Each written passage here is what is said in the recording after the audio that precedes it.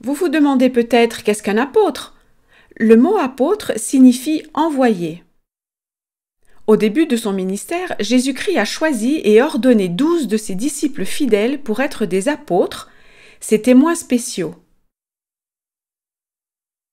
Pendant son ministère, Jésus les a instruits et leur a donné l'autorité d'enseigner la vérité et de servir le peuple. Il a organisé son Église et a commandé à ses apôtres: « Allez, faites de toutes les nations des disciples, les baptisant au nom du Père, du Fils et du Saint-Esprit, et enseignez-leur à observer tout ce que je vous ai prescrit. » Alors, qui étaient ces 12 apôtres? Commençons par Pierre. Parfois appelé Simon-Pierre, il est le premier apôtre que Jésus a appelé et le chef des 12. Puis, il y a son frère André et les frères Jacques et Jean. Ensuite, nous avons Philippe, Barthélemy, Thomas, Matthieu le collecteur d'impôts, un autre Jacques, Thaddée, Simon le Cananite. Et enfin, Judas Iscariote, le traître, que vous connaissez peut-être. Dans l'une de ses lettres, Pierre, le chef des apôtres, a ainsi encouragé les disciples du Christ. « Croissez dans la grâce et dans la connaissance de notre Seigneur et Sauveur Jésus-Christ.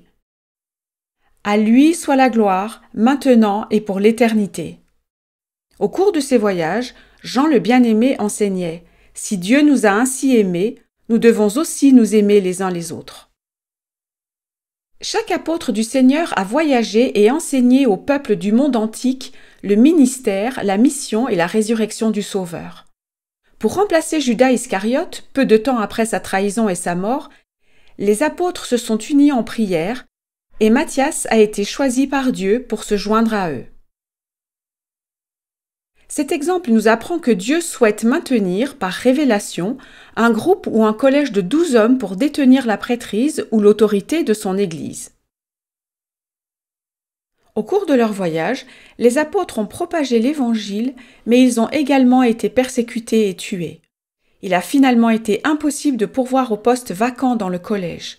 Au fil du temps, les fondements de l'Église et l'autorité de la prêtrise établie par le Christ ont été perdus. Avant son martyre, Pierre a prophétisé que dans les derniers jours, il y aurait un rétablissement de toutes choses, de l'autorité et de la vérité divine et de l'organisation établie par le Christ. Paul, un autre apôtre du Nouveau Testament, a enseigné que l'Église doit être édifiée sur le fondement des apôtres et des prophètes, Jésus-Christ lui-même étant la pierre angulaire. Le retour divin de l'Église de Jésus-Christ, avec son fondement d'apôtres et de prophètes, et le Christ comme pierre angulaire, a commencé au début des années 1800.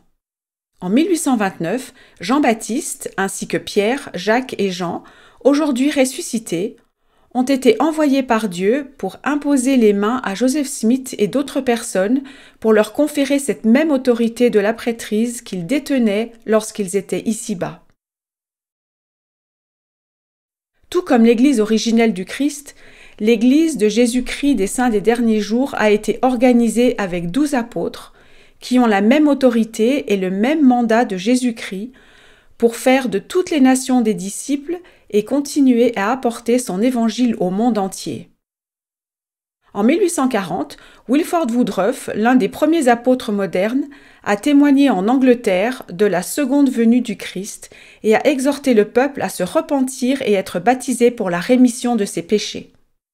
Il y a près d'un siècle, Matthew Corley, un autre apôtre moderne, a témoigné de la divinité du Sauveur aux habitants de Tahiti en disant: « Je sais que Dieu vit. Je sais que Jésus est le Christ. Je sais qu'il n'existe aucun pouvoir qui puisse sauver l'homme si ce n'est le nom de Jésus-Christ. » Récemment, le prophète et président de l'Église Russell M. Nelson a dit ceci aux habitants du Pérou: « Instruisez votre famille à propos du Seigneur Jésus-Christ. Son expiation est l'événement le plus important de l'histoire du monde et le fondement de notre religion. » Depuis Joseph Smith jusqu'à aujourd'hui, une autorité apostolique continue à diriger l'Église de Jésus-Christ des Saints des Derniers Jours, l'Église rétablie du Christ. Les apôtres modernes sont appelés par Dieu, par révélation aux prophètes et présidents de l'Église. Ils sont ordonnés par l'imposition des mains, comme cela se faisait du temps du Christ. Ils sont appelés à servir toute leur vie et les membres de l'Église les soutiennent par consentement commun, s'engageant ainsi à suivre les dirigeants choisis par Dieu. Tout comme autrefois, le rôle des apôtres aujourd'hui est d'être des témoins spéciaux du nom du Christ auprès des enfants de Dieu. Ils enseignent, baptisent et témoignent du Sauveur et de la réalité de sa résurrection d'entre les morts. Ils continuent de voyager pour répandre la lumière de la connaissance de l'Évangile dans toutes les nations. Dans la Bible, Jésus a enseigné ceci à ses apôtres. « Celui qui vous reçoit me reçoit, et celui qui me reçoit, reçoit celui qui m'a envoyé. » Cela signifie que Dieu aime ses enfants. En suivant les enseignements de Jésus-Christ transmis par ses prophètes et apôtres, ses enfants peuvent recevoir le salut et retourner vivre avec lui et leur Sauveur Jésus-Christ.